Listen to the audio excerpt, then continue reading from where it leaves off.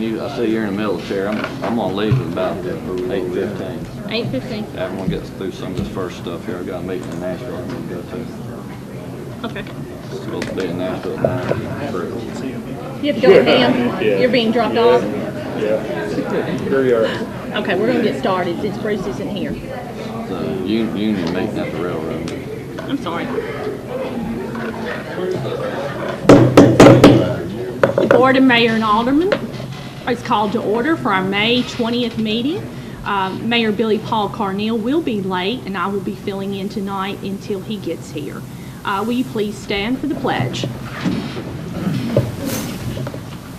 I pledge allegiance to the flag of the United States of America and to the republic for which it stands, one nation, under God, indivisible, with liberty and justice for all.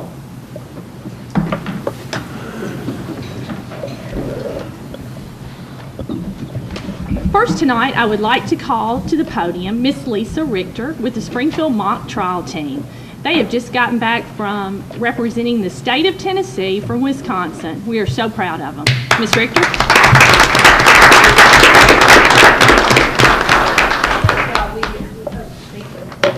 I'm used to podiums being in the middle. I appreciate it. We are here tonight to recognize the mock trial team. I'd like to call them up and just ask them to stand there in front so you all can meet them as well. Miss Grace Shoemaker, Miss Kylie Rano, Miss Olivia Harris, Miss Crystal Lemus, Serena Patel, Mr. Jawan Cross. We have several other members who were not able to be here with us tonight, but we are so glad that these kids could join us. Turn around and say hello.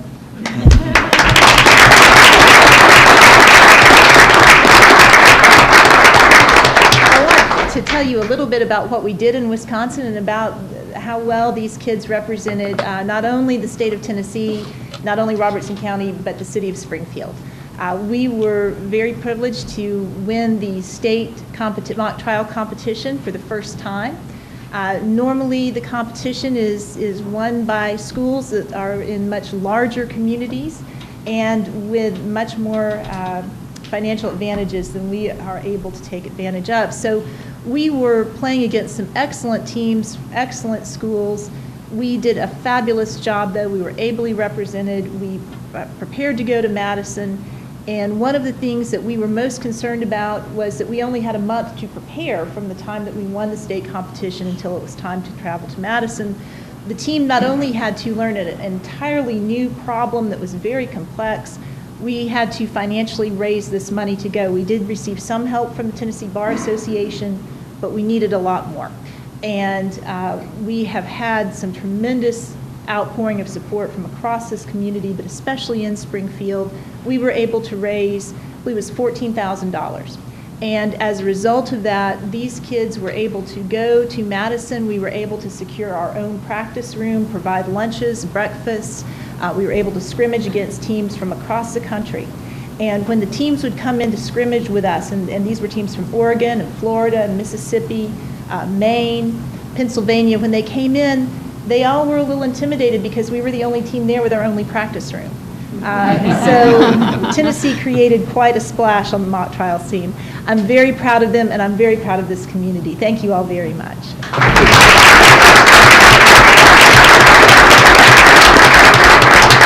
And now that I've told you how wonderful you are, I want to ask a favor.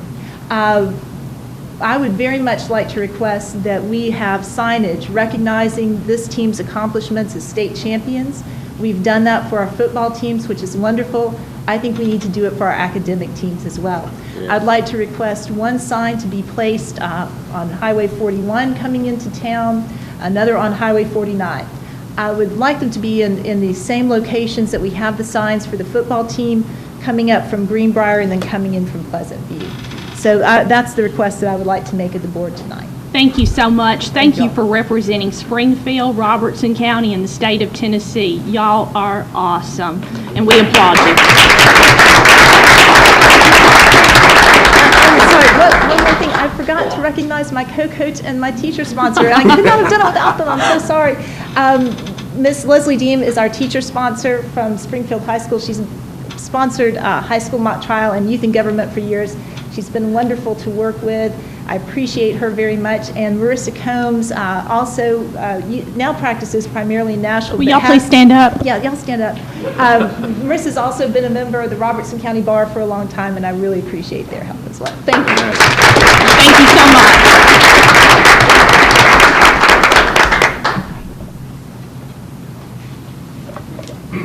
Now I would like to call on the Chief of Police, Chief Thompson.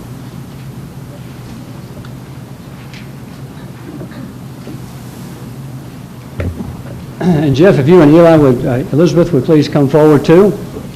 We're here this evening for this portion of the program to talk about accreditation.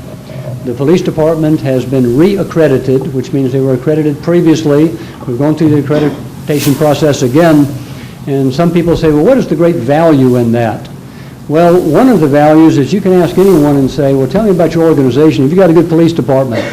And naturally the answer is yes. And the next question is, well, what evidence do you have to support that? Well, the accreditation process requires every organization, top to bottom, to go through how it operates, how it runs, everything from hiring and recruitment to the daily activities, to how investigations are done. Every facet of the organization is examined, and it's examined by people from the outside who are specifically trained to look for the standards and make sure that you're functioning and make sure that you're meeting those standards and those requirements. So I'm very proud to be a part of that. However, I do need to emphasize that Detective Leonard over here next to me is the one that actually did all the work.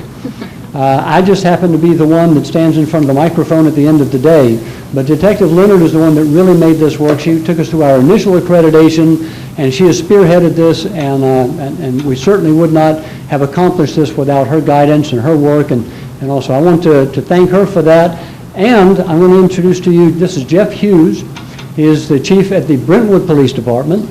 And Jeff is also a representative from TACP, the Tennessee Association of Chiefs of Police. They oversee the accreditation process, and I'm going to give him the podium and the mic. Thank you, Chief. Ladies and gentlemen of the board, citizens, it is indeed an honor to be here tonight to make this presentation to Chief Thompson. As a representative of the board of the Tennessee Association of the Chief of Police and representing President David Moore, it is indeed my honor to present this reaccreditation award to the Springfield Police Department. I would agree with everything that Chief Thompson said, and I would certainly want to congratulate Detective Leonard also for her accomplishment. This is certainly no small feat, and it's something that everyone here in Springfield should be proud of. Chief, I appreciate your commitment to professionalism and excellence in law enforcement, and I appreciate y'all's support in his endeavor to do that. I would also point out that of the 57 agencies in the Tennessee Law Enforcement Accreditation Program, 28 have achieved accreditation and only 8 have achieved reaccreditation. So you can be proud that the Springfield Police Department is one of 8 agencies in the state of Tennessee who has completed reaccreditation.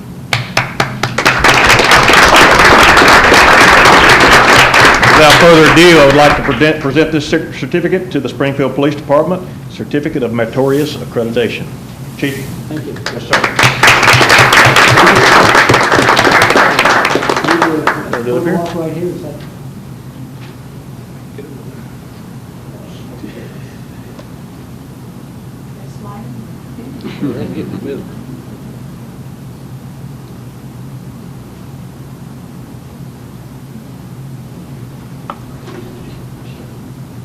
Thank you. Thank you, Detective Leonard, also for all your hard work. I know you put a lot of hours in it. Chief Thompson, you're next on the agenda with your presentation. We'll come to the down front.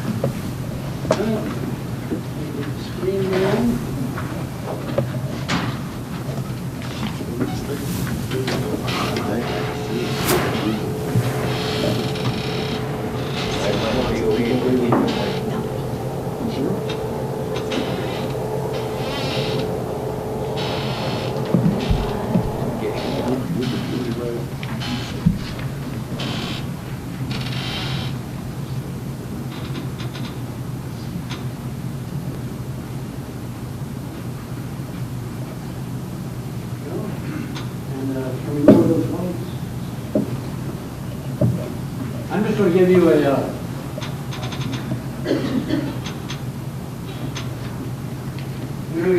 brief summary of the 2013 report from the police department. The state stats don't even come out until May. The uniform crime reporting stats won't be out for probably another year because it takes a while to compress these and crunch the numbers. I'm going to just give you some highlights of these. You know, I've heard it said before that there are three types of lies. There are lies, and there are vicious lies, and there are statistics. So when you look at the statistics, I don't want them to scare you too much, but there are patterns, and some of those patterns are very significant for Springfield. So as we go through here, and I'll entertain questions when we finish that up. First of all, highlights. Total calls for service, 25,805 calls for service last year. That's how many times people picked up the phone and called the police, or the police answered calls for service during the past year. Emergency response time was about just over 3 minutes. Emergency response time doesn't mean when you call up because you had a burglary the night before, and when you get around to it, you take a report. That means that somebody needs a police officer right here, right now. That's a little bit higher than it was last year, but 3 minute response time is still a pretty good response time. Clearance rate, 45%. Tennessee actually gives us credit for a couple of percentages higher than that. Clearance rate basically means that you solved the crime, or you determined that there was no crime, or the victim said, yes, but I'm not going to prosecute my son, or my cousin, or my husband. But it means basically we cleared the case. It means we basically solved the crime. Arrest, we made almost 1,700 arrests last year. With a population of less than 17,000, that's a lot of people. 1,700 arrests last year. We wrote over 6,800 citations. Traffic crashes, worked over 700 traffic crashes, 761 traffic crashes during the year. We had a reduction in murder, rape, and robbery of 52% over the past year. That's a good reduction, obviously. What happened was we did a lot of robberies last year, and all those people are either in prison or in jail waiting to go to prison. And when you put all the bad guys in jail, your robbery rate goes down. So we managed to reduce our robbery rate for the past year. And the increase in shoplifting. We had a couple of our stores decided to hire loss prevention people. And when they do that, they catch people stealing in their stores. As a result of that, our crime rate goes up, and our shoplifting rate went up significantly last year because several stores hired people. So they're catching more shoplifters. Looking at, I've used uniform crime reports. These are the federal numbers. These are ones that the FBI uses. Looking at, you see, we've got Springfield on the left, Tennessee in the middle, and the U.S. rate on the far right. When you look at this, and no matter how you crunch the numbers and what source you look at, you see a consistent pattern. The U.S. crime rate is considerably lower than the Tennessee crime rate. The Tennessee crime rate is considerably lower than what we have here in Springfield. So what you're seeing right here is that our overall crime rate for uniform crime reporting is significantly higher than the state and even more significantly higher than the U.S. Our violent crime rate, you see that the numbers are even more significant as far as the differences. You're talking about Springfield at over 1,000 per 100,000 population, and you're talking about the U.S. number at 387. So you're talking about more than double, about 2.5 times the national average as far as your violent crime rate. Property crime rate, not quite as big of a difference, but still significantly higher. So we can conclude from this, Springfield's crime rate is up there. And it doesn't matter what databases you look at, you find that pattern consistently. Okay, just FYI, these numbers are based on 100,000 population. This is how uniform crime reporting represents their numbers. I based it on a population of Springfield of 16,588. Also, the Tennessee and U.S. rates that are represented here are 2012 because they don't have the 2013 numbers available yet. Staffing levels. Our police department, we have 38 sworn police officers. That's 2.3 per 1,000 population. By the way, in 1998, we had 38 sworn police officers based on a population that was 20% smaller than it is today. Tennessee averages 2.54 per thousand population. Nationally, 3.4 officers per thousand population. So there were some questions the other night about staffing, so we've got some of the answers right here. Some other things. Index crime totals for the year. You see not a big difference between 2012 2013. I'm going to go through these quickly. Violent crime trends, you see a trend here. What you're seeing is that when you move to 2013, the robberies are way down. That's what's in the back. The gold in the back is robberies. That's way down. 6 rapes, 3 murders last year. So that's a considerable reduction compared to what we've had in the past. And if you look at the previous years, you see the pattern here also. Violent crime pie chart, just to see, so you know what we're working. We had 3 murders last year, 18 robberies, 6 rapes, and you see the aggravated assaults. Aggravated assault means that somebody was assaulted either with a deadly weapon or they were assaulted such that they received serious bodily injuries. So we had 104 of those last year, and yes, that's a fairly high number. Assaults, this is the trend. Please look at the back row because to me that's one of the biggest problems that we've got is domestic violence. You can see there 281 domestic violence cases last year, 97 simple assaults and 54 aggravated assaults. That's a lot of violence, that's a lot of domestic violence, and we work a tremendous number of those here in our community.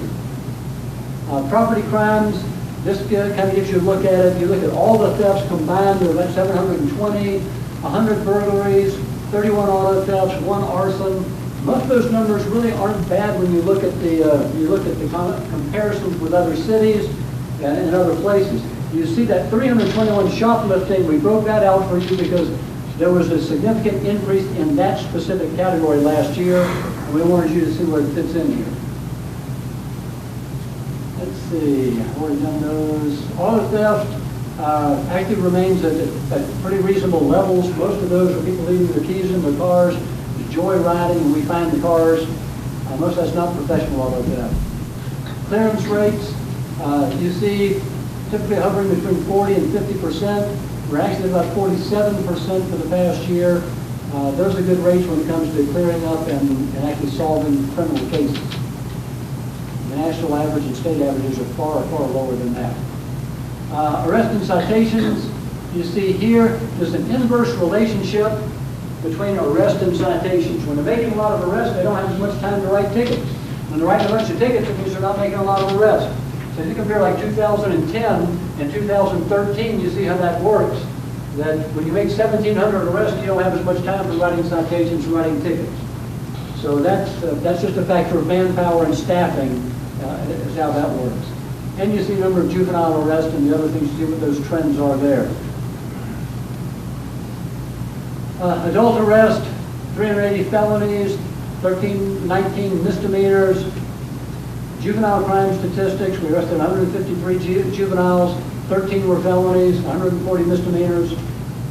Citations, a total of 6,839 citations. You see here that many of those are non-moving. They're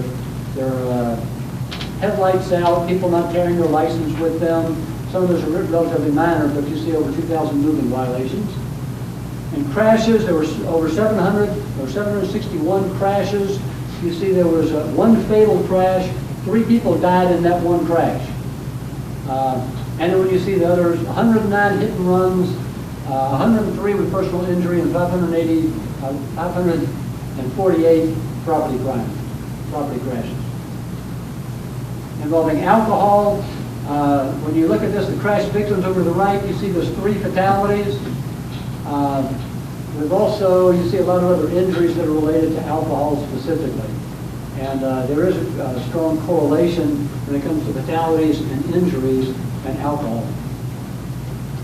And Narcotics Division, I tried to stick all this on one slide, I probably should not have, but 11 search warrants, 182 drug arrests, 126 other arrests, joint operations with other organizations, 88 pounds of prescription drugs. Yeah, we lost more people died last year of prescription drug abuse than died from cocaine and heroin and all those other bad drugs. More are dying from prescription drugs today than from the other illicit drugs. Assisted TBI with a number of investigations, theft and fraud, you see that. 431 crack kits were seized from local markets. We shut down several meth labs here locally, and then 16 pounds of marijuana, a half kilo of powdered cocaine, probably over a pound of crack, and then some other prescription pills and things. So we stay busy as far as our narcotics folks. They also do our gang work. And those are the highlights. There's more, but you probably already heard more than you want to hear. Are there any questions?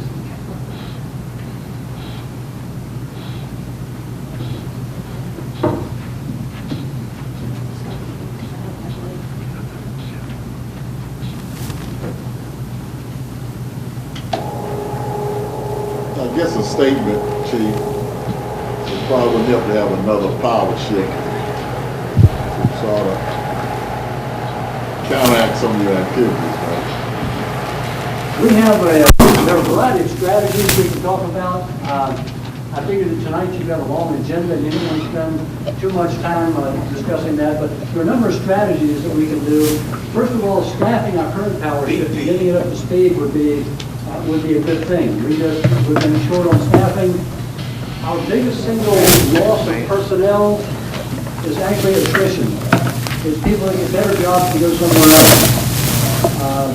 We hire good people, we hire college graduates, we hire people that are certified, that are professional, and then they get a better offer somewhere else and they leave, and then we're struggling trying to fill slots.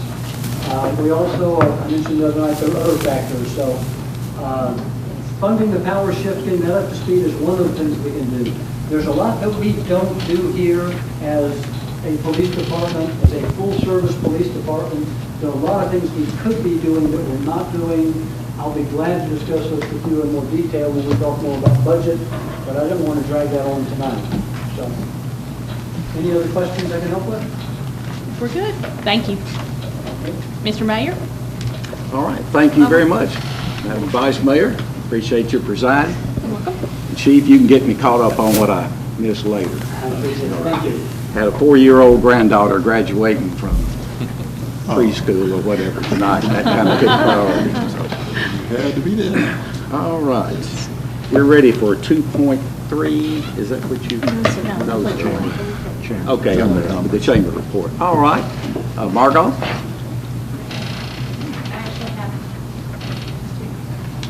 So would it be better if we move to the side again?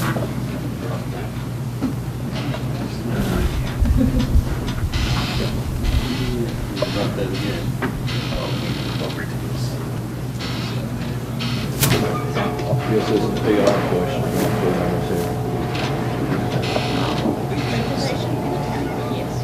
Yes. But you can close it.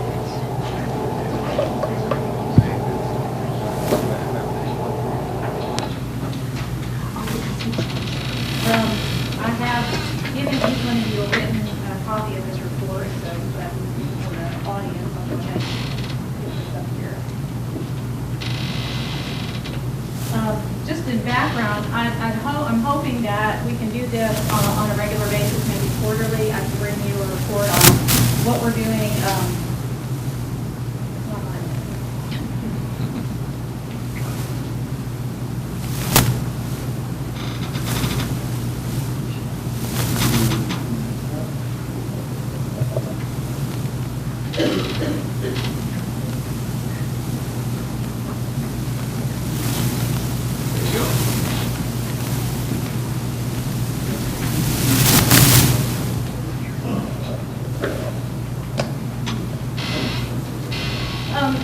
I'd like to do this maybe on a quarterly basis, bring it up to date on the efforts that the Chamber is making on behalf of economic development and community development in Springfield.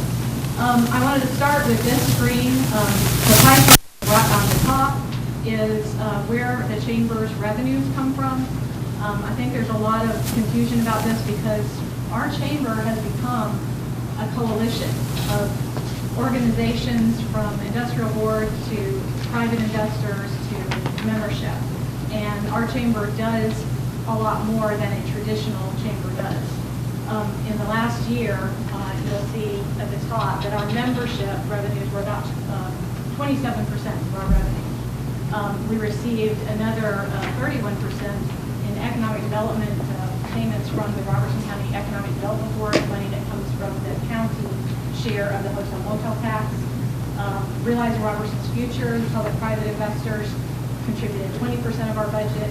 Our events, our programs, and grants contributed 8%. 9% of the Economic Development Board's contribution directly to chamber operations, and 4% from the city of Springfield. The pie chart on the bottom shows where the money went. Economic development, about 6%. Community development, about 6%. Our education initiative, about 10%. 9%, operations, just general operations, and then staffing. And we do spend a little on staff. We have 5 people on full-time pay. The chamber has moved, I would say, over the last 6 years, 7 years, to a much more staff-intensive operation.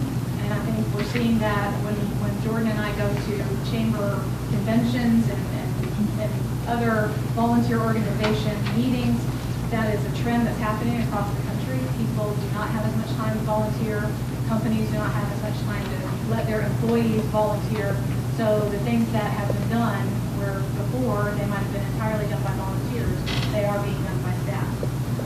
On behalf of the city of Springfield, those are just a few of the things that our chamber does. We do a great deal of promoting shop locally. And I'd like to think that we have a hand in the fact that you have collected $252,000 more this year in sales tax revenues than you did last year. Months and months and months of record sales tax revenues in the city of Springfield. We put on the Christmas parade every year, and the Christmas festival. Taste of Country has become now a signature festival for Robertson County and Springfield. We had 7,500 visitors to our festival last year.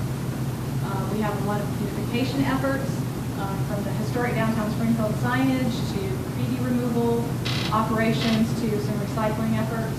We promote tourism. We are the official visitor center for Robertson County and for the city of Springfield.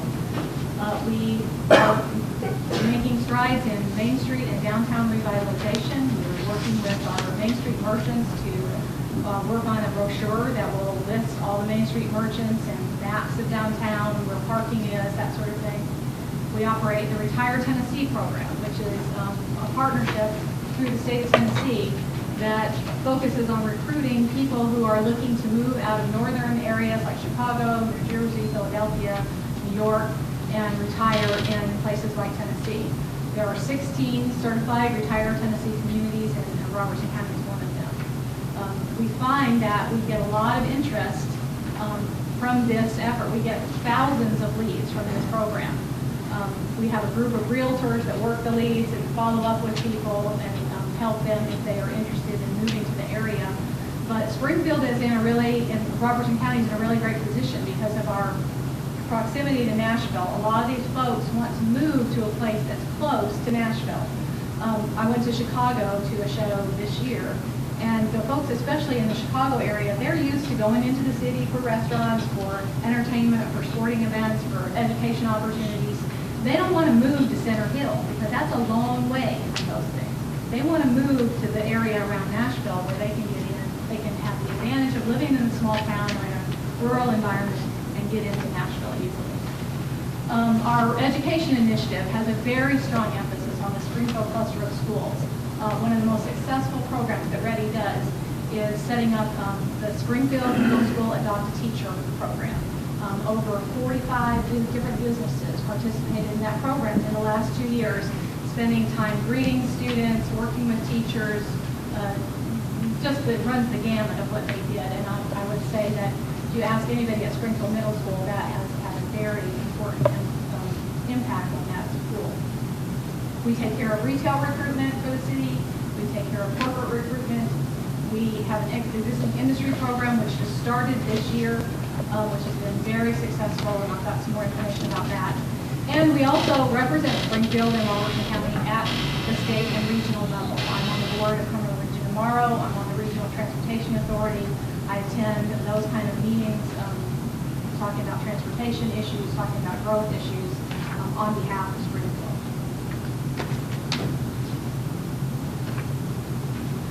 This past year, since July, in the corporate recruitment area, which is what I primarily focus on, I have submitted submitted 17 proposals for buildings and land sites in the North Springfield Industrial Park.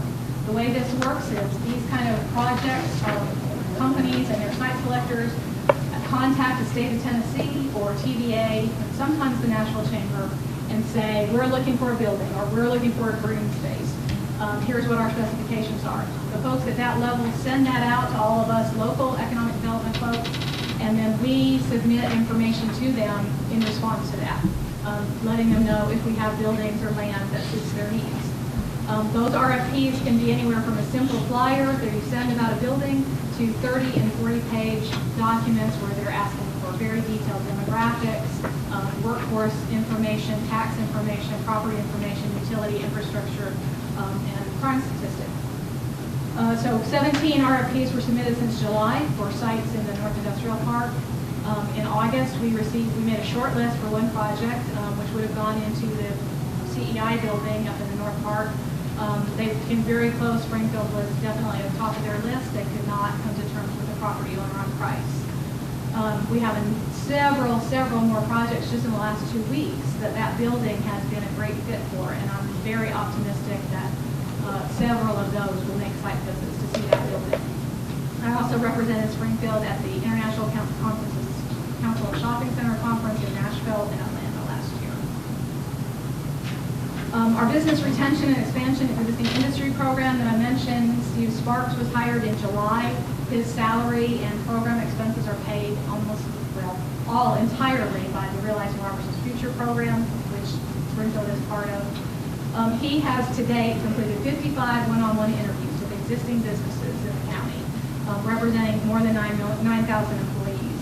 He has identified potential expansion projects that are on the books in the next 24 months that will mean 680 new jobs, 560,000 square feet of facilities, and $153 million in capital investment. He has 7 projects that are working right now, that are projects that the companies are, we're working with the state on incentives, we're working with all the issues, 300 jobs, $42 million in capital expenditures. Thursday, we'll be having our second annual countywide event for all of our existing industry representatives at the Springfield Robertson County Airport. We're bringing in the commissioner from the Department of Labor to talk about workers' comp, and we're also going to highlight the airport and what it has to offer for our industries. We have quite a few industries who are using the airport now. We think that there's potential for quite a bit more of that. This, I'm not going to go over in real detail, but this is in your packets. This is where the funding for economic development comes from in Robertson County. The Robertson County Economic Development Board, as I said, takes in the hotel motel tax. About 70% of that tax goes to that board for distribution for economic development and tourism. They pay my salary, they pay for the program, all of my program expenses, they lease space in the Chamber of Commerce. They also pay an additional $10,000 for consultant fees to secure foreign trade zone status for Robertson County, which will include, we are specifically naming the North Springfield Industrial Park on that application so that that park will have that will be an extra benefit for companies who are in that park or relocating to that park. Realizing Robertson's Future investors, as I said, pay completely for the existing industry program. They pay $30,000 for a new countywide economic development website, and they also shared in the cost for the consultant for the FTZ. As I mentioned, the city of Springfield has an annual grant of $16,000 to the chamber to pay for economic development, tourism, and visitor services, and you also are an investor in Realizing Robertson's Future to the tune of $25,000 a year for 4 years. I want to emphasize that money is completely said that is not part of the chamber budget. The Realizing Robertson's Future runs through the community foundation. It pays for specific expenses as they are incurred. Other places in the county, the city of White House funds their own in-house ED staff, and they invest in Realizing Robertson's Future, and the city of Portland funds an in-house community development director. How are other cities? I thought this might be interesting for you all. We did a little survey of other cities in our area and how they support their chambers. The city of Dixon pays their chamber at $40,000 a year. The city of Portland, $15,000 a year, plus their economic development staff. The city of Gallatin, $40,000 a year, plus an economic development department, which has a budget of $315,000 a year. The city of White House, $20,000, and the city of Hendersonville, $15,000. Plans for the next year. We have quite a few things on the agenda that we'd like to add to what we do. We have already convened once a contractors council. We're trying to get together folks in the building trades, contractors, electricians, all sorts of building trades people to come together and talk about how we can encourage more growth and development in Robertson County. What are the issues that are in front of them? What kind of problems do they have? We also are working and talking to Tony and White House about a sports council for Robertson County. There's a lot of money to be made from tournaments and sports visitors coming to the area, and Springfield and White House have tremendous facilities that really need to be used for that. We are working with the Main Street and downtown marketing, as I mentioned. We are working on a county-wide retail recruitment strategy. In many instances, it's very hard for a White House or a Springfield or a Coopertown or a Greenbrier to get in front of people who make decisions for places like Target and Starbucks. If we come together as a county and work on this as a joint effort, we may be able to have more impact in that area. We are talking about increasing the regular events on the square. We'd really like to see some movie nights and some other things, maybe on a monthly basis through the good months of the summer. And then something that we're working on for this fall is a smoking barn tour. I think all of you will agree that what's iconic about Robertson County, and that's our tobacco barns. And we get lots and lots of questions at the chamber about the barns and where they are and what's going on with the barns. We have, of course, the stuff out in Adams with smoke. We have a great resource here, and we think we have something really unique that people want to see. The Economic Development Board has already funded the seed money to do an app which people can download on their smartphones. We can put a tour of Robertson County starting at the I-24 corridor or the 65 corridor and crisscrossing through Robertson County and hitting some of those really scenic barns, but also places like Honeysuckle Farm, Adams, downtown Springfield, the History Museum, Thomas Drugs out in Cross Plains.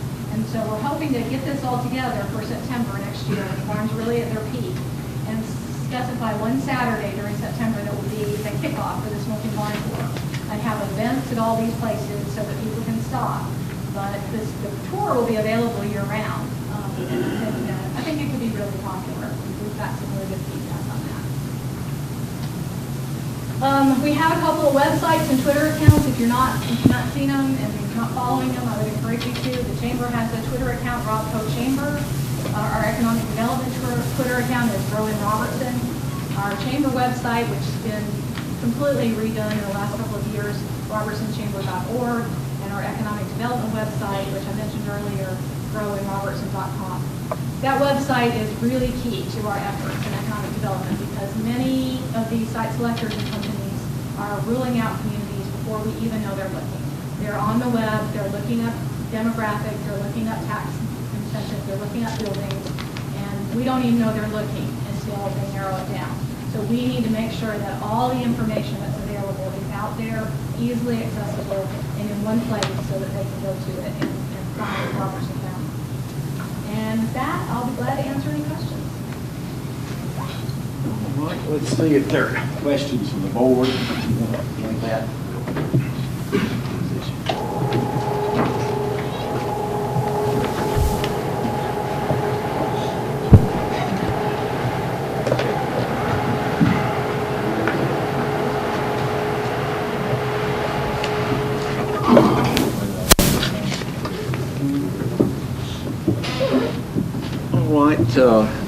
Ms. Snyder, did you have any questions or comments regarding No, sir. Marco's report? Okay. Willie? Yes, sir. Questions? James?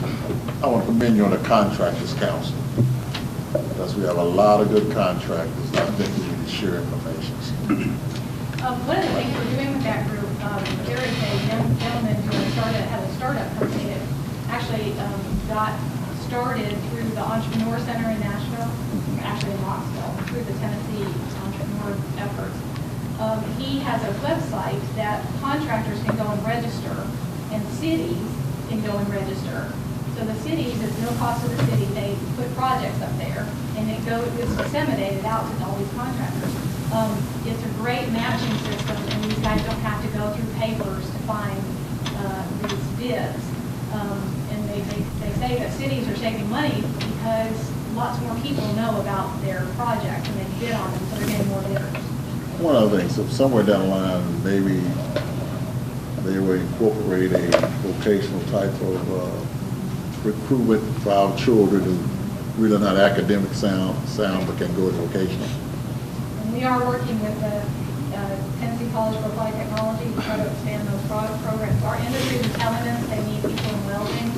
They need several different certificate programs. Excuse me. They really need them. Mark, I'm going to ask you to go to the mic, so because our videographer is telling me you're not here. Sorry. He got my back through that whole presentation. Are you through, James? Oh, wrong. All right, Margot, I had this, the Robertson County Economic Development Board, which we refer to as the county board, 70% of the hotel motel tax collected countywide. All right, the other 30%. The other 30% goes to the cities where it's to the various collected. cities, White House, Springfield, et cetera. Okay. And the amounts, if I understand this, what that board contributes to the chamber is $117,000 that goes for. Is that your? Are you That talking is about? salary and program expenses. Okay. Then they contribute $30,000 and a little more for the lease of the space of the building itself, which is paying for the building. Okay. And another $35,000, which is general chamber contribution. Above that. Okay. All right. All of that, the 117, the 30,300 for the office space, and the additional 30, which is like what we used to get years ago for general. Used to be operations. 40. We lowered it. All right. Now, then the C. Sparks, who does the existing industry, that position is $50,000 from Realizing Robertson's Future, which Yes. we contribute $25,000 Yes. a year. Okay. Now, a couple of other grants, questions about it. When you're looking at what other cities do, in Dixon, is that a countywide chamber? Or It is is city? a countywide chamber, yes. Okay. It's the only chamber they have. It's the only chamber, okay. So like where White House contributes $20,000 to their chamber, that's to the White House chamber, the only other chamber. Okay. And Portland has a dedicated economic development staff. Okay. Denise Gamenden is their I knew economic most and of the community Sumner development. County cities do that. Okay. Hendersonville, Gallatin as well. Okay, I think that's what I've got for now. Mr. Ellis? I just had one question. It's been so long ago, I probably have forgotten it or misunderstood you. You were talking about an industry who was thinking about coming or looking at coming to our North Industrial Park. And we got on the short list, but they could not work out the price with the owner. Is that a private owner? You're Not much- talking about an existing not much we building can do that's no about that. longer Oh, you're op- talking A about. building. Okay, I thought you were Building. talking about land. Is this the old CEI plant, which was more recently Highland Rapids? Right. And, don't get me wrong, I'm not saying he's asking too much. The company didn't want to pay what he was asking. One thing about that building, Mr. Ellis, it was built by CEI when they got a larger contract for it, and then whatever this contract they were hoping to keep for several years they weren't able to keep. That is a very fine, state-of-the-art facility. It is. Much higher in finishing and all that than most industrial plants. And so some companies have trouble wanting to pay that much because it's a better than average building.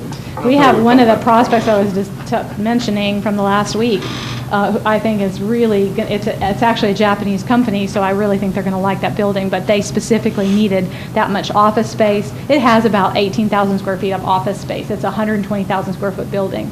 So it's got a lot of office space for, comparatively, and it's very nice office space. But this company was looking for just that amount and also manufacturing space and also wanted to be able to expand. And one of the great things about that building is it has about 150,000 square feet of pad ready to build. So for a company that's looking to expand, it's really attractive. Okay. At this point, as you look at prospective industries, are you, of course, Clarksville has a very large industrial park. Hopkinsville does the same thing. In fact, Hopkinsville comes this way now, all the way to Pembroke. do you see any of, like, for example, the tire manufacturer, Hankook, that's coming into Clarksville, is it likely that they will have supporting industries that could locate in this area? Yes, it is possible. And as a matter of fact, that company we made a short for that project as well, for the Maxey Road site. That company was looking at it as a dual project. They were going to put the manufacturing facility in Clarksville. They also have plans to have headquarters, research and development and testing, and they liked the Maxey Road property for that. Originally, they were looking at it, they were going to do both. Their plans changed, they decided to go ahead with the manufacturing facility. We're really hopeful that there's a possibility that project's still out there for Exit 19. And certainly there are suppliers that could look to Springfield and the land in Springfield. I will mention that there's very little land left in that park. We only have about 35 acres that's available, and I've actually put that on a couple of RFPs recently. But, you know, I think that's something we need to think about, because out of the 45 or so projects that came through last year, probably half of them were looking for 100 acres or more. And we simply don't have that. Well, that's what we are very much aware of here, and that's one of the reasons we're trying to look at what we've set aside for realizing Robertson's future, etc. Because the city built both of the industrial parks in our South Park first and then the North Industrial Park, which the County Industrial Board helped us with for a while, and we will be making in this next year's budget the last payment on finishing off that industrial park. So we need to be looking at purchasing other land, and it would seem that with the infrastructure that's already there, it would be better to extend that infrastructure rather than have to incur the expense of a site that has no infrastructure now, like the Maxey Road site. I realize Maxey Road has obviously the interstate, which we don't have, but I'm assuming that Hankook, at the manufacturing end of it, had to have the existing industrial park in Clarksville because they had to have rail service. Yeah, that was one of their issues. Okay. All right, Mr. Ellis, you get all of these answered. Mr. Sneed. Yes, Margot, this is a quite involved presentation you've given to us tonight. You realize that we've raised taxes last year. There's proposed that we're going to raise taxes again this year, and it's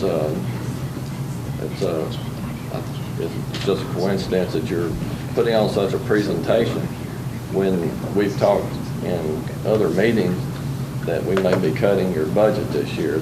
Has anyone contacted your office No. that there was a possibility you may lose your No, budget? but I mean, it was a public meeting, so there's. Are there other questions? Mr. Mayor, I have Yes. one. Ms. Bosnes, will you tell us about how many people, too, that you are also touring around the county that are coming in to look at prospects for business? I know you're doing the RFPs, but you're also going out and taking these folks once you... Right. As a matter of fact, today I worked with a company that was looking at the Tennessee-Kentucky Industrial Park up near Portland, and they are actually going to look at Maxey Road tomorrow. They're looking for 200 to 300 acres. What would you say is the average that you're doing that on a month? Oh, that doesn't happen as often as the RFPs, obviously, because they're not coming unless you're on a short list. But I would say at least every other month there's someone coming in. Thank you. Make this statement. Okay. I'm not on that gravy train to cut your budget, because I know. I appreciate that. I know the parties must working together. So. And, you know, I would say that your investment, and that's what I consider it. It is not a donation. We are not a charity. You are making an investment in programs that the Chamber does for the city of Springfield on a regular basis. There isn't a day that goes by that we don't get a call or an inquiry for business or information about something in the city. We're having events on the square. We're bringing people to the square. We are promoting Springfield all the time. Mr. Mayor, one other question. Ms. Fox, one of the main reasons I think that the topic of maybe trimming some of the funding that the city pays to your organization is because your membership has grown. It's more than doubled since you took over. There's a lot more membership, and that offsets a lot of the funds that we could be saving and putting somewhere else. When your organization was much smaller in membership, and the membership dues were less than what they are now. And when the membership used to be able to vote for their leaders, where now it's a committee who puts together the leadership. No, that's over there. incorrect. The membership does have the opportunity to nominate all board members. Yes, but it is almost insurmountable. It's easier to run for state legislature than it is to try to get on the ballot at the Chamber of Commerce. That's a matter of opinion. That's pretty serious. It shouldn't be that hard to do. And so there's a lot of things going on with your funding, expansion of personnel, that I think we could start to wean this organization off of the taxpayers because their membership has grown. Margaret, do you know how many of these over 9,000 employees that the companies that Steve Sparks, How many of them are in Springfield? Yes. I didn't get him to break that down for me. I'll be glad to do that. I You'll will let me say, know I'll that. tell you that they're well over half of them are because, of course, Electrolux is 3,800 employees now. But, primarily our industries are here in Springfield, the large employers. I would think we have probably had closer to 6,000 here in town. I would think. All right, if there are no other questions, we thank you for your presentation. Thank you. All right, we're ready now for the first of two public hearings.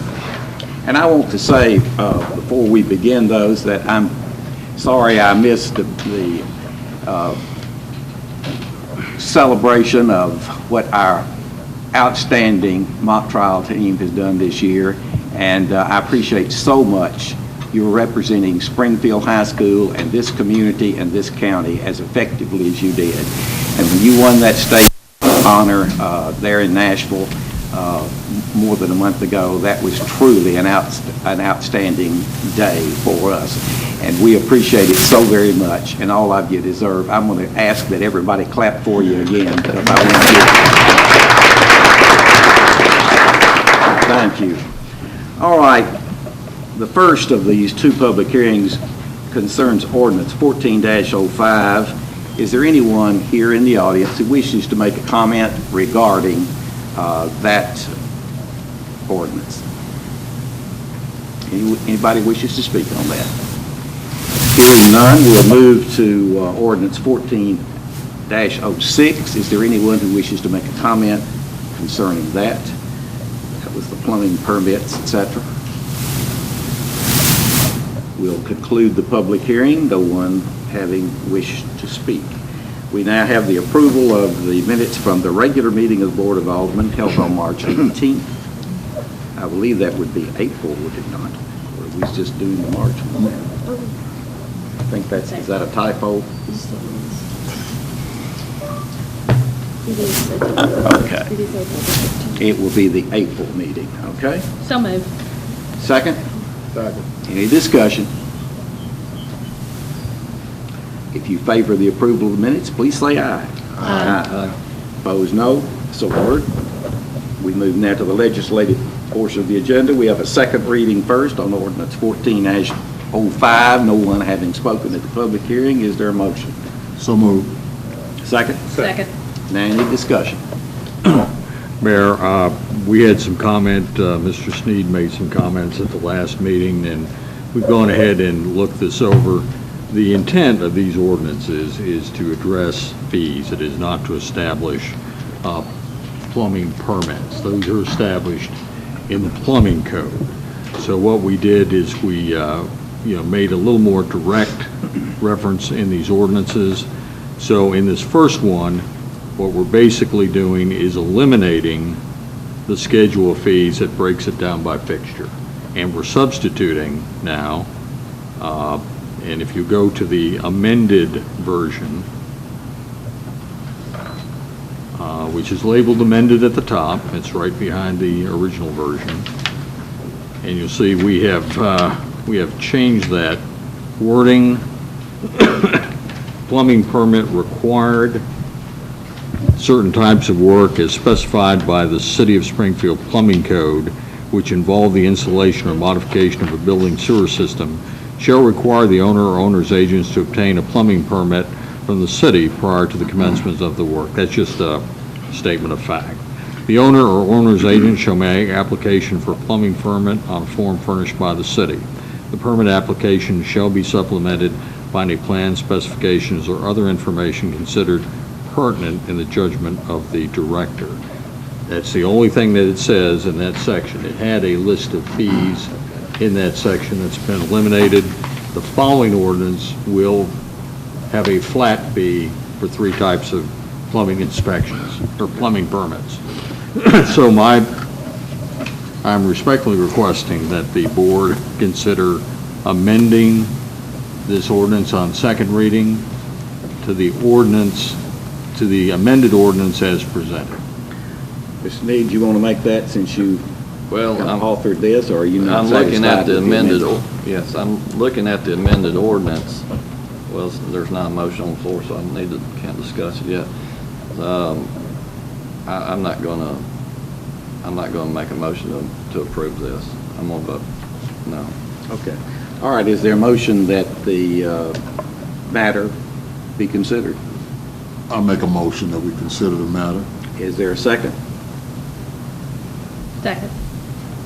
Now, any discussion? Yes, Mr. Mayor. Well, I'm looking at the amended ordinance. It still has the offensive language that the people who are in the industry oppose.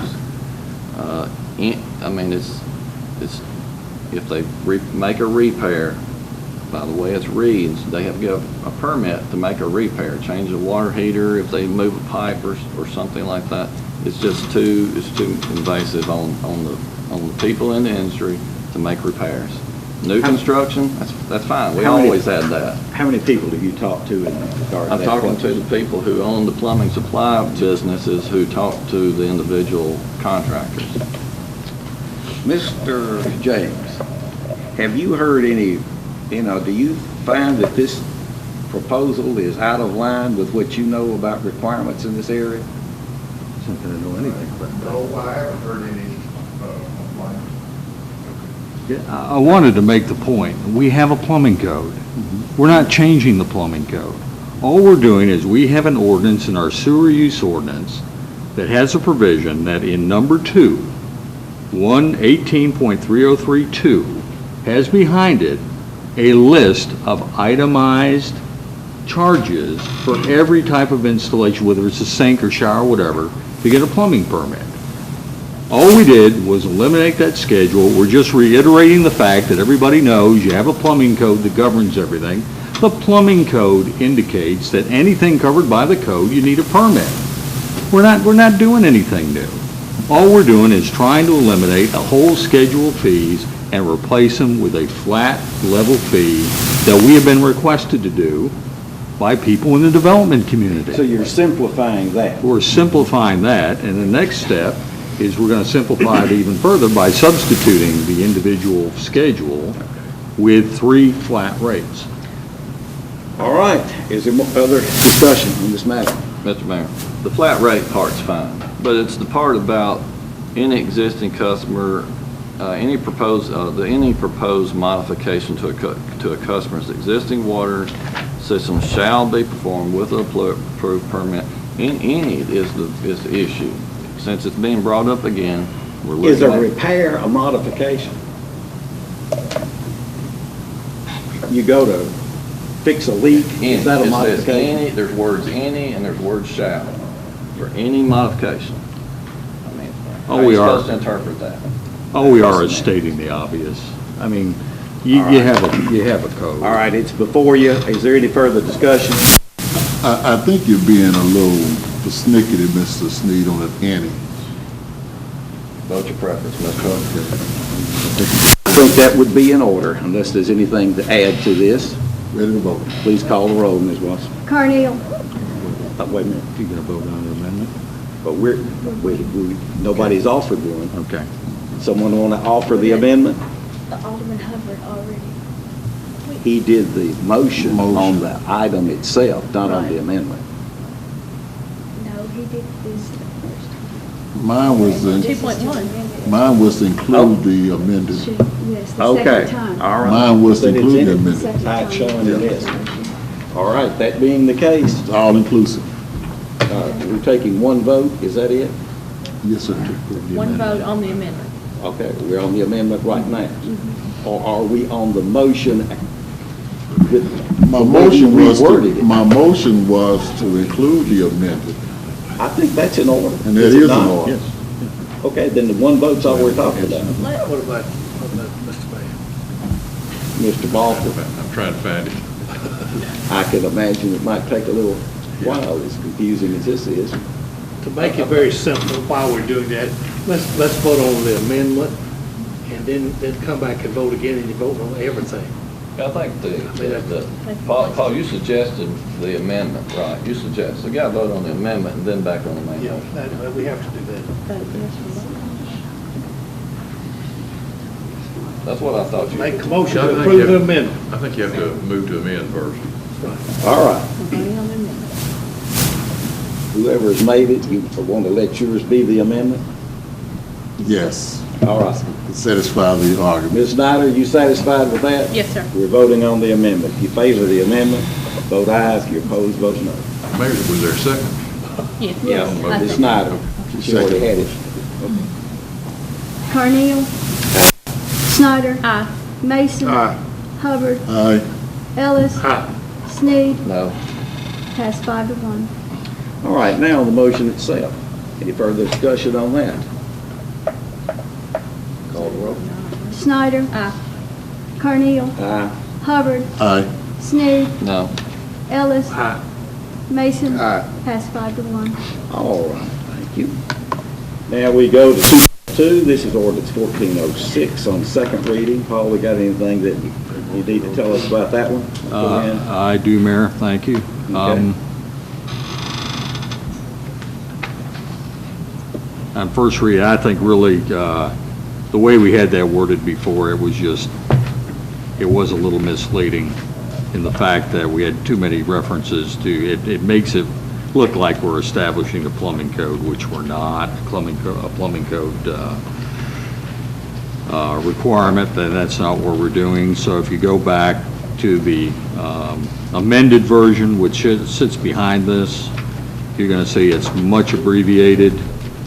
It simply says the title of the policy is now Plumbing Permit Fee Structure, which is all we're talking about. And it says up front, description of policy, the City of Springfield Plumbing Code requires that plumbing installation work regulated by the code shall not be performed without first making application to the Water Wastewater Department and obtaining the required permit for the work. A fee shall be paid in order to obtain a plumbing permit. Service available. This service is available to any proposed new customer or existing customer of the Springfield water and/or wastewater system.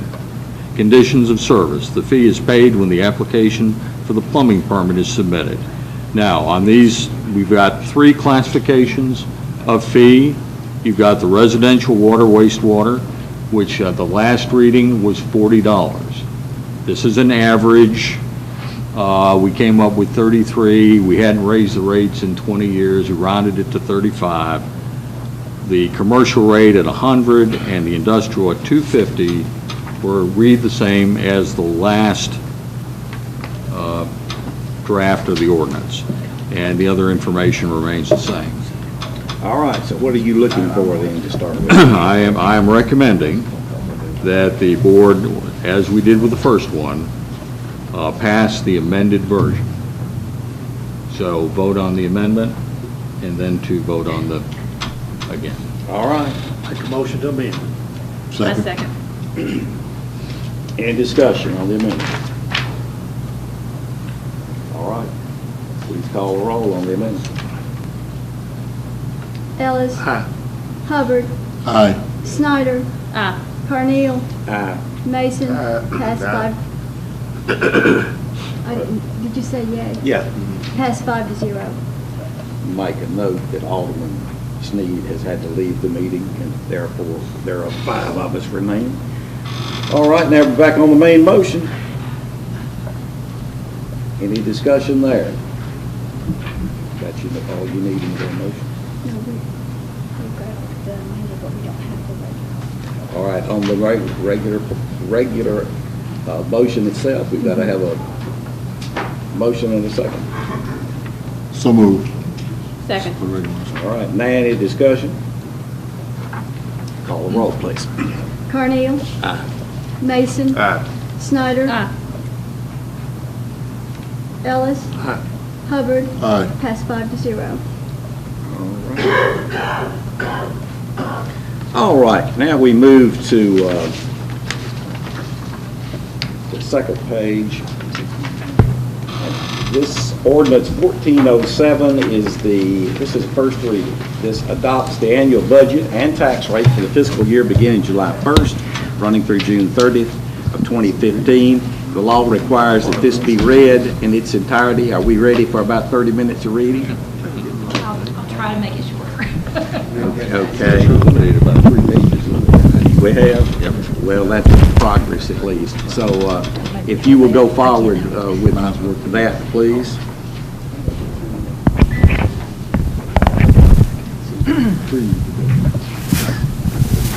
Ordinance 1407, an ordinance of the City of Springfield, Tennessee, adopting the annual budget and tax rate for the fiscal year beginning July 1st, 2014 through June 30th, 2015. Whereas Tennessee Code Annotated Title 9, Chapter 1, Section 116 requires that all funds of the state of Tennessee and all its political subdivisions shall first be appropriated before being expended, and that only funds that are available shall be appropriated.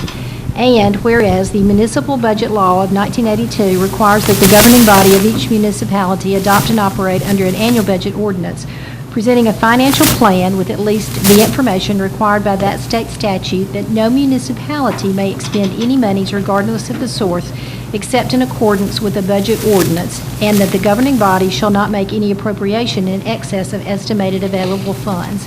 And whereas the governing body has published the annual operating budget and budgetary comparisons of the proposed budget with the prior year actual and the current year estimated in a newspaper of general circulation not less than 10 days prior to the meeting, whereas the governing body will consider final passage of the budget. Now therefore be it ordained by the City of Springfield, Tennessee as follows. Section 1, that the governing body estimates anticipated revenues of the municipality from all sources to be as followed. General Fund. Local taxes, 2013 actual, $11,534,589. 2014 estimated, $12,206,340. 2015 proposed, $13,417,612. Intergovernmental revenue, 2013 actual, $3,032,143. 2014 estimated, $2,498,746. 2015 proposed, $2,116,715. Fines and forfeitures, $185,573. 2014 estimated, $229,000. 2015 proposed, $191,000. Miscellaneous revenue, 2013 actual, $1,423,735. 2014 estimated, $2,287,654. 2015 proposed, $1,869,506. Total revenue, 2000 actual, $16,176,040. 2014 estimated, $17,221,740. 2015 proposed, $17,594,833. Fund balance, 2013 actual, $2,720,961. 2014, $2,275,327. 2015 proposed, $1,644,160. Total available funds, 2013 actual, $18,897,001. 2014 estimated, $19,497,067. 2015 proposed, $19,238,993. State Street Aid Fund, total revenue, 2013 actual, $422,984. 2014 estimated, total revenue, $499,623. 2015 proposed, total revenue, $396,000. Fund balance, 2013 actual, $574,492. 2014 estimated, $513,132. 2015 proposed, $433,970. Total available funds, 2013 actual, $997,476. 2014 estimated, $1,012,765. 2015 proposed, $829,970. Drug Fund, Total revenue, $10,966. That's 2013 actual. 2014 estimated, $32,146. 2015 proposed, $10,340. Fund balance, 2013 actual, $207,357. 2014 estimated, $165,601. 2015 proposed, $164,747. Total available funds, 2013 actual, $218,323. 2014 estimated, $197,747. 2015 proposed, $175,087. Federal asset forfeiture, 2013 actual, total revenue, 0. 2014 estimated, $25. 2015 proposed, 0. Fund balance, 2013 actual, $51,507.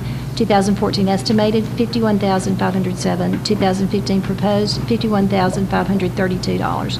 Total available funds, 2013 actual, $51,507. 2014 estimated, $51,532. 2015 proposed, $51,532. Sanitation fund, total revenue, 2013 actual, $985,240. 2014 estimated, $1,014,625. 2015 proposed, $1,337,758. Fund balance, 2013 actual, $332,713. 2014, $30,354. 2015 proposed, $240,511. Total available funds, 2013 actual, $1,317,953. 2014 estimated, $1,314,979.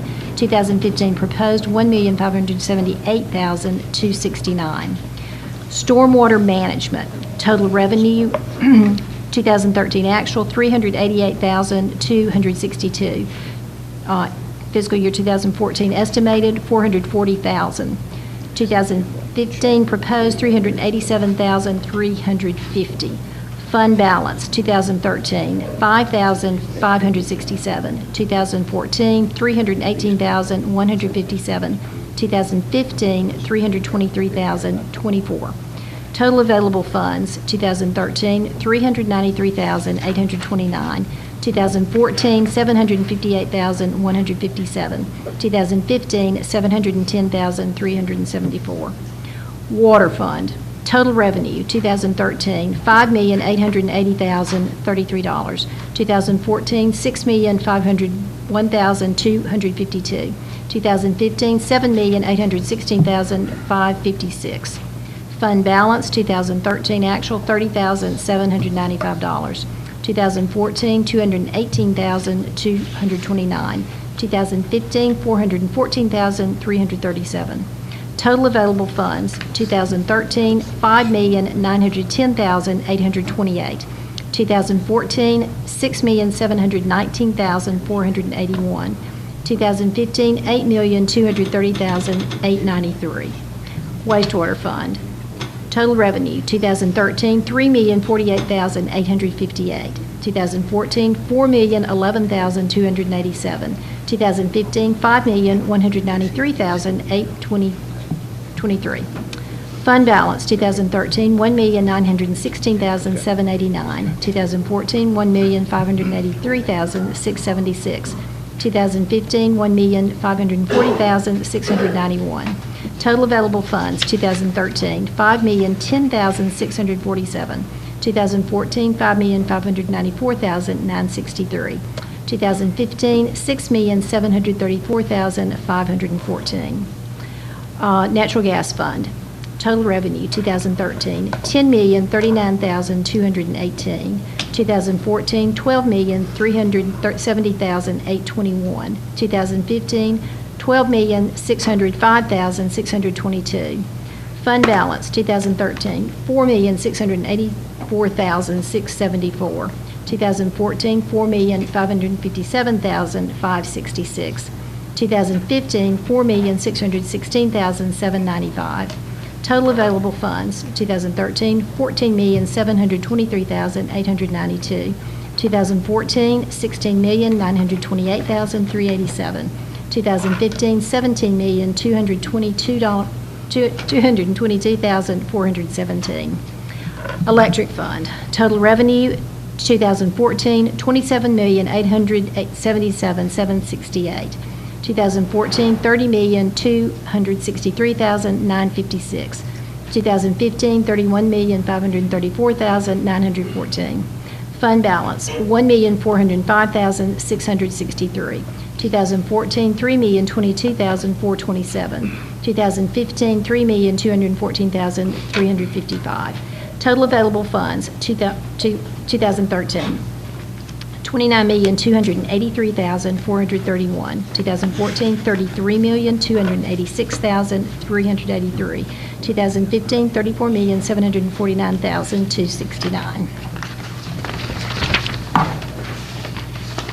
Section 2, that the governing body appropriates from these anticipated revenues and unexpended and unencumbered funds as followed. General fund, general government, 2013, actual, $3,349,053. 2014, $4,269,547. 2015, $4,049,001. Public safety, 2013, $7,075,442.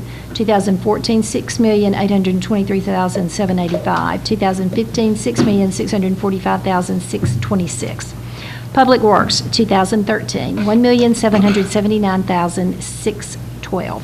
2014, $1,984,127. 2015, $1,953,808. Parks and Recreation, 2013, $2,061,389. 2014, $2,189,232. 2015, $2,232,575. Debt service, 2013, $2,356,178. 2014, $2,586,216. 2015 proposed, $2,665,860. Total appropriations, 2013, $16,621,674. 2014, $17,852,907. 2015, $17,546,870. State street aid, total appropriations, 2013, $484,344. 2014, $420,471. 2015, $520,000. Drug fund, total appropriations, 2013, $52,772. 2014, $33,000. 2015, $175,087.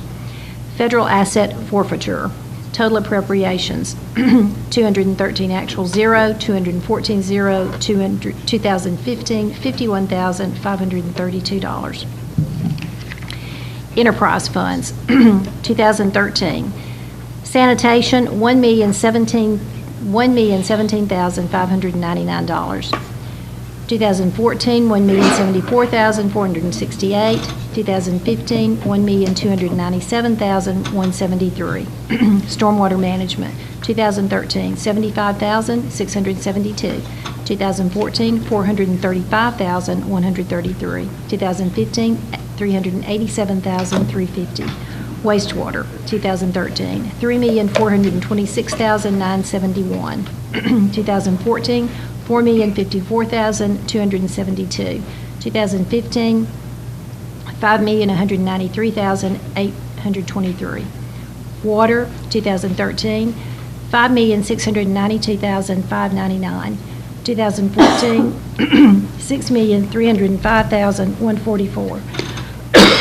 Excuse me.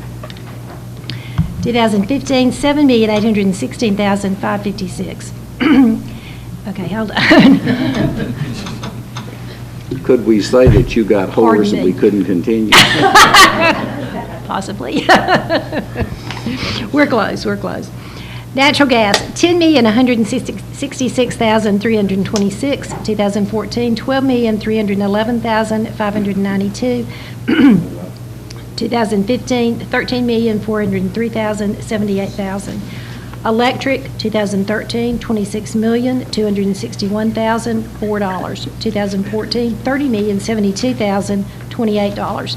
2015, $31,359,408. Excuse me. Section 3. At the end of the current fiscal year, the governing body estimates balances and or deficits as follows. General Fund, $1,644,160. State Street Aid Fund, $433,970. Drug Fund, $164,747. Section 4, that the governing body recognizes that the municipality has bonded and other indebtedness as follows. Bonds, debt redemption, $42,482,819. Interest requirements, $10,255,367. Debt authorized and unissued, $14,100,000. And condition of sinking fund, $335,771. Notes, debt redemption, $3,999,980. Interest requirements, $460,786. Debt authorized and unissued, $1,662,652. Zero sinking fund. There are no capital leases or other debts in any category. Section 5, during the coming fiscal year, the governing body has planned capital projects and proposed funding as follows. Citywide projects. The proposed amount financed by appropriations, $3,488,115. Proposed amount financed by debt, $19,316,000. It is reasonably expected that the municipality will reimburse itself for certain expenditures made by it in connection with the planned capital projects through the issuance of debt.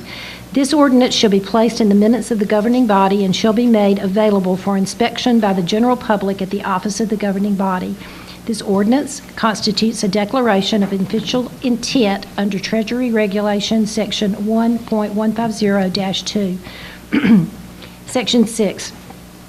No appropriation listed above may be exceeded without an amendment of the budget ordinance as required by the Municipal Budget Law of 1982, TCA Section 6-56-208.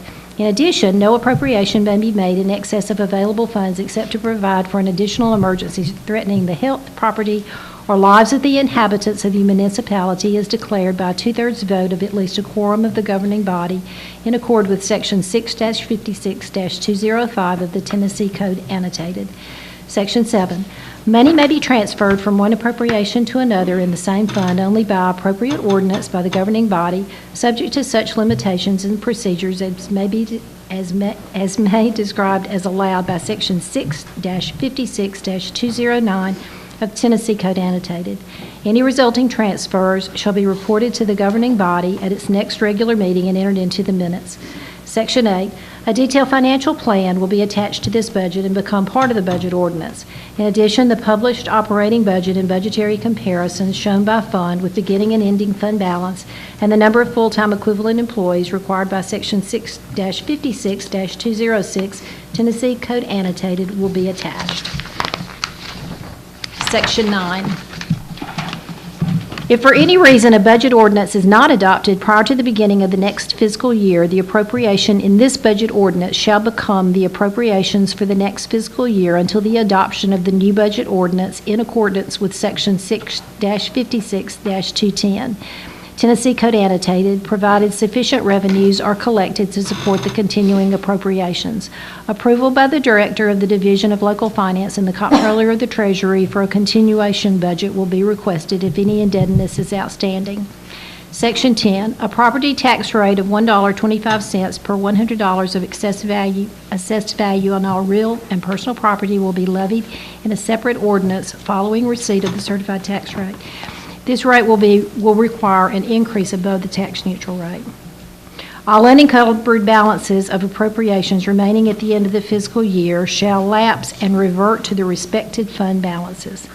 Section 12. This ordinance shall take effect on July 1st, 2014, the public welfare requiring it. All right, is there a motion that this be considered? So moved. Second. Second. All right. Any discussion? At what point can we recommend some changes? You can do it let me be sure that I'm clear. We can do that on up until including reading. on the third and final reading, can we not? May I do one tonight? I mean, would that be okay? That just saves a little time. Yes, down you the can. road. I'd recommend that we reduce that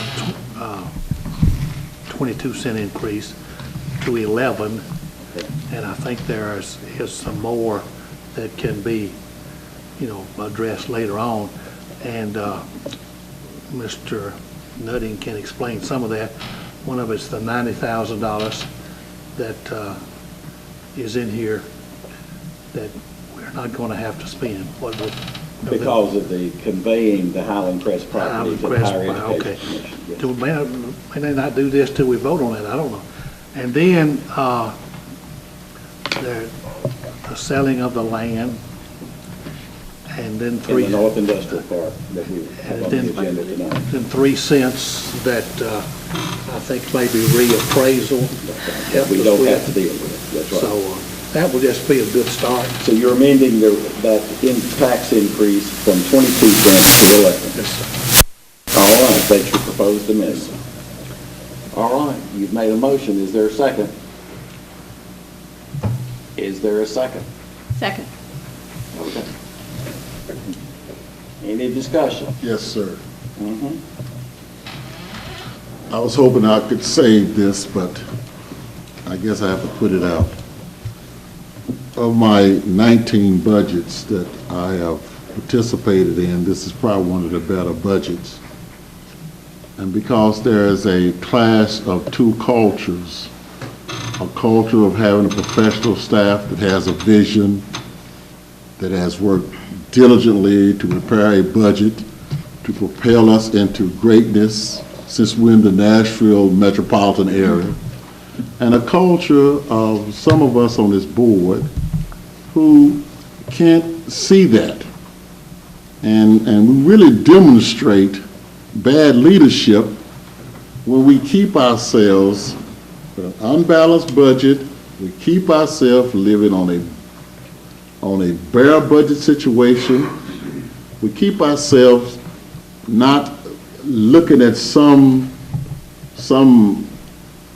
perilous event that we won't have the funds. You keep the general fund healthy, that all these things that we really need, we can get them. But we have to have the courage, understand me, to grow this city. And this budget, understand, if you have a vision of leadership, if you understand some of the stuff that Ms. Margot was saying, somewhere to put Springfield, you would have the courage. But to keep cutting it and nitpicking, understand me, and living on the edge, that is not leadership. That is not leadership. And I'm just appealing to this board to demonstrate leadership, demonstrate the will of the majority of the people, not just a selected few, and grow this city and let this city be what it can be. Now, my last statement is this, I like that movie, that The Field of Dreams. If you build it, they'll come. So we're trying to build a city of greatness, not a city that's living on the edge. And I'll finish. Mr. Carnell, I know I can't address that, but could I address the board? You can address the board, yes, sir. What some of the board doesn't understand is this doesn't touch the budget. This does not do one thing about Changing any line items. Any line items, the rates, this is money that's in there that can come out and not affect anything else. To me, that's leadership. Okay. Totally disagree. I'm going to insert something here so we can understand this a little more clearly. The proposal was for 22 cents. Right. Okay? Then we found there was actually an error. We don't need but 19 because we're already 3 cents higher than was quoted in this, correct? The appraisal took care of that. Correct. All right. So the 19 is all that really should be on the table as far as what we're doing here. Well, here's, it doesn't change the tax rate. The tax rate was figured at what it had to be. The problem is, in my letter, when I told you it was a 22-cent increase, it's really a 19-cent increase, because if you remember, after we passed the budget the first time, the county came back and said the tax neutral rate is not 89 cents, which usually comes down quite a lot after a reappraisal of 4 or 5 years, because the economy was so bad, it actually went up to 92. So you tacked your 14 onto that. So the money the tax rate is what we need for a 19-cent increase. That's right. Today, the tax rate is $1.06. Correct. And you quoted it as $1.03. Right. So we only had to climb 19 cents to get to the rate that you said of $1.25, correct? Correct. Okay, so that's what we're talking about. Okay, just want to make sure everybody understands. So think of that, James. 3 cents, you found the error, so I have thought of that, but I also think about all the mandated unfinished things we need. All of the other things that we could have, okay? That's what I'm looking at, okay? And let me give you part B. With the 19, I back off the 22. But let me show you where there's $180,000. If we sell this property tonight that we're talking about, this lot on US 431, just up from the credit union, there's 90-something thousand for that, okay? Now, let you hear me out. I'm hearing you. After that, we also have in this, on another item, the conveyance of the Highland Crest property to the state means the state takes over the burden of all the operations. That's another 90. Put those two together, you've got over 180,000, which is equal almost exactly to 5 cents on your tax rate. So your 19 less 5 means 14 is going to give you what's in this budget right now. A 14-cent increase would give you everything that's in that we thought a 22 one was required for. Now that sounds like modern math, which is a bunch of bunk, but it actually you're right. I can halfway understand. You see where I'm getting at? I can't understand the 11. Well, that's what Mr. Ellis has suggested, but he's within 3 cents of what I'm saying. But see, and we have 2 more nights to vote on it. Remember. 2 more nights, but I'm gonna say this. I'm gonna say this and I'm gonna shut up. We sit around here and want this man to run this town, understand, but we don't give him the money. It's time to give him the money. You know, I get so tired of seeing all these things on the board, all these unfinished situations and stuff, understand me, because we just won't step up to the plate. All right, that's democracy in action. Thank you, Mr. Mayor. Mr. Nutting, Ms. Holt, Ms. Murphy have worked very hard, and all the department heads. So before I say anything of the negative, I want you to know that your work has not gonna, we've all dug through this, and we appreciate everything you've done, especially Mr. Nutting. But we raised taxes last year, and we are sitting up here elected by the people, and we have to be good stewards of the money. And we need to squeeze this budget until we can't squeeze it anymore, and that's our responsibility as leaders. All right. That's and we have tonight on the budget. Question's been called for. Vote your preference when your name is called. Mason. What is the budget as is or what? Not 11 An cents. amendment. He's on his amendment. Amended 11 cents. This is the amendment which would change the proposed tax rate to 11. Well, I'd like to ask a question before I vote. Yes, sir.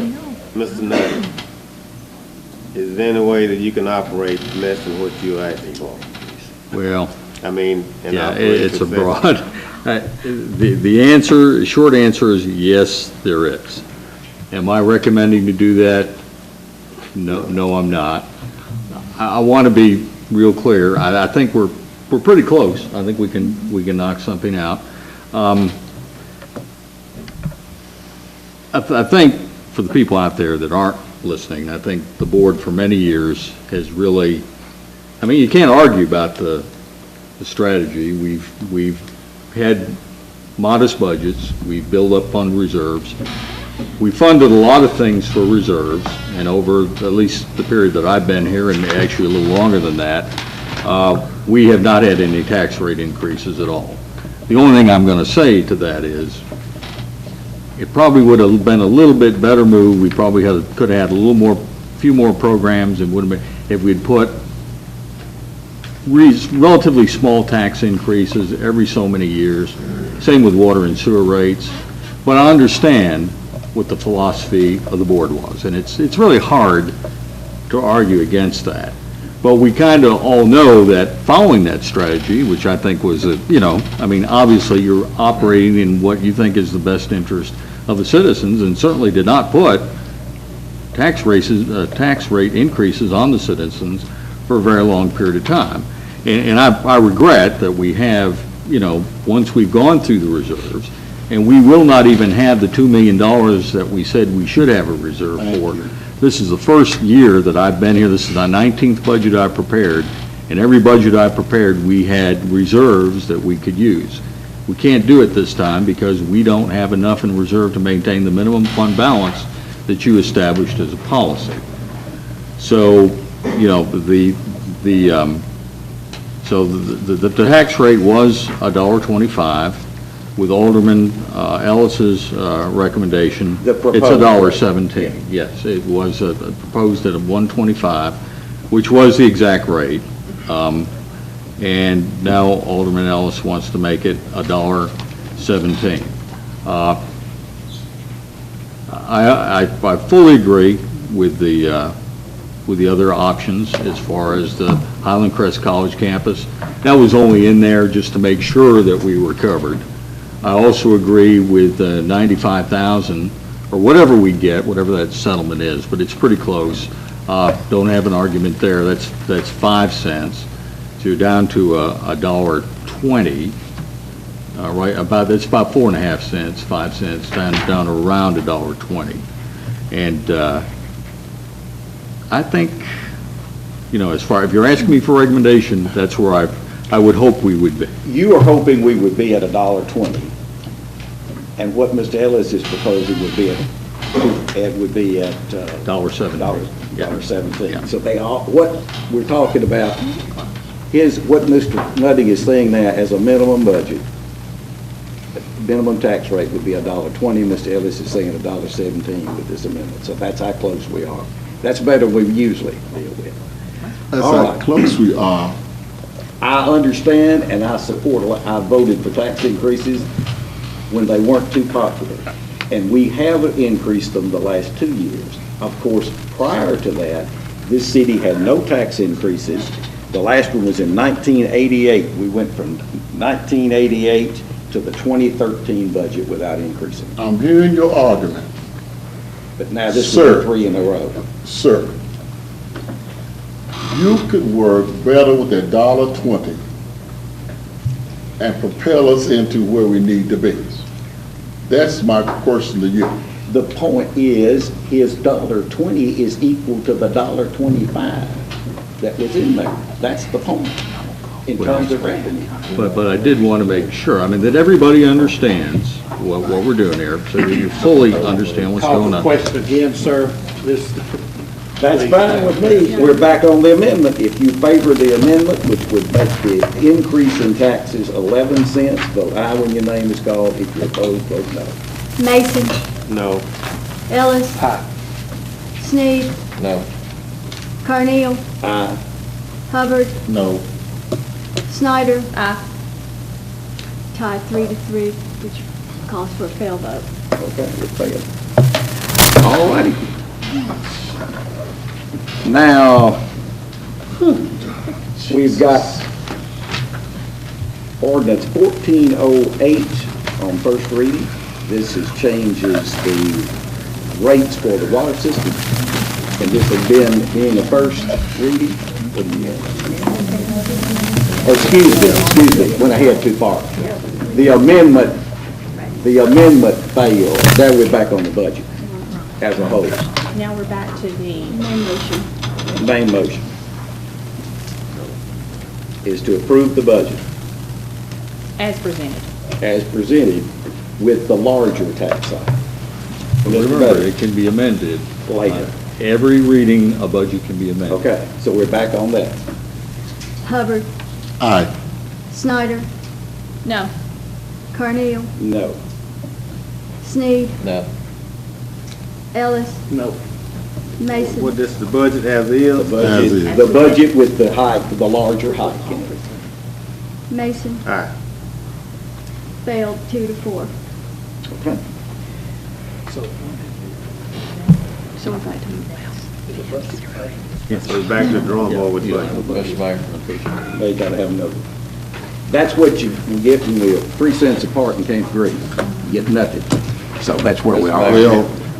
Yes, sir? Can we move this to the end of the, I want to amend the agenda to add this to the end of the, Well, let's wait to see when you get through the rest of this, if you still want to do that. So we're gonna move this on down. We've got some people in the audience who are waiting for answers on some things, and I think we've kept them a pretty long time. And if there's no objection on this, I'm gonna ask us, we're not gonna skip any, not gonna leave anything out, but I wanna move down to items 2.10 and 2.11 for the benefit of the library board. I know we've been sitting here a pretty long time. So, without objection, let's look at item 210, which is concerning resolution 14-11. Move for approval. All right, this is to approve the construction bid of Bomar Construction for the Gorman Bay Public Library expansion. This has been approved by the county commission, I believe. It has. Okay. All right, is there a motion? Yes, So I moved. did. Alderman Oh. Sneed already made. Already got it? All right, any discussion? Hearing none, let's call the roll. Snyder. Aye. Carneal. Aye. Hubbard. Aye. Sneed. aye. Ellis. Mason. Aye. Has 6-0. 6-0, okay. Now, on the naming of the library. I'm going to read the proposal there, Mr. Evans, do you have that? Yes, sir. Okay. Do you want to read Ms. Sneed's letter, or? Well, let's You just wanna read- yes, let's read Okay, Ms. Sneed's letter. all right. May 12th, City of Springfield, Board of Mayor and Aldermen.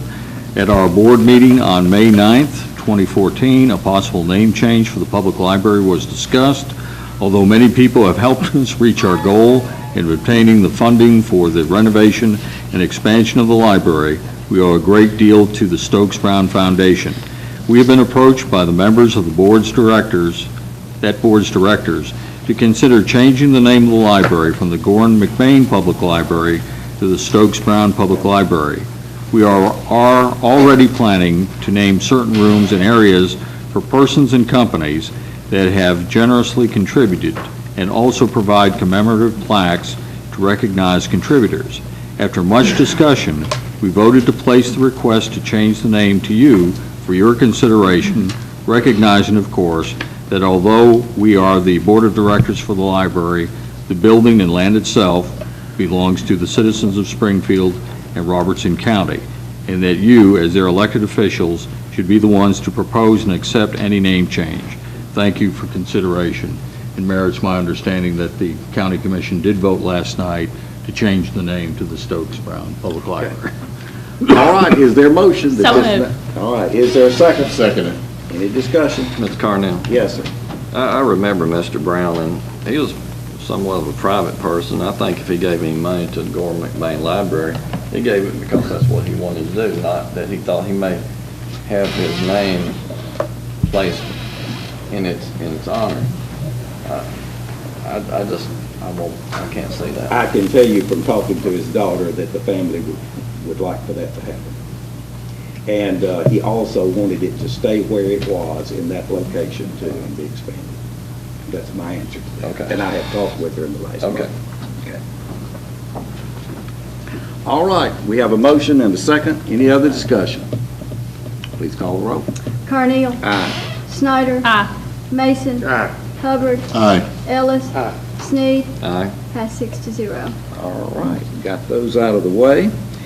Now, let's see if there's another, the mock trial team wants, the next thing that we wanted to do was to honor them by placing signage on Highway 49, Highway 41 for their honoring, noting the accomplishment that they have made this year. Is that? Move for approval. Move approved. Got a second? Second. Second. Any discussion? Yes, sir. Yes, sir. I know she mentioned 41 north, 41 south. I'm reading, these are my notes on 41 north and 49. 431 south. You didn't have that one, but I did.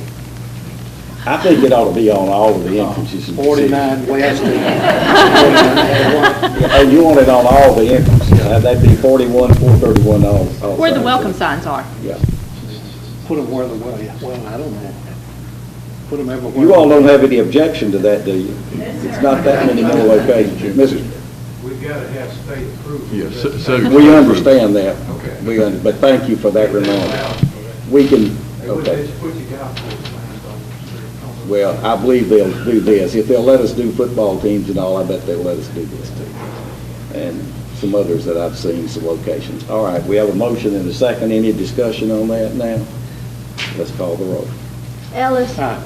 Hubbard. Aye. Sneed. Aye. Snyder. Carneal. Aye. Mason. Aye. That's 6-0. All right, that clears that out. Now, we're not trying to rush anybody off, but I knew a lot of people have been waiting. If you all would like to leave at this time, please do so. We're going to take a recess, and we got another one we're going to move up. And we'll come back. I need a nap. Somebody call it.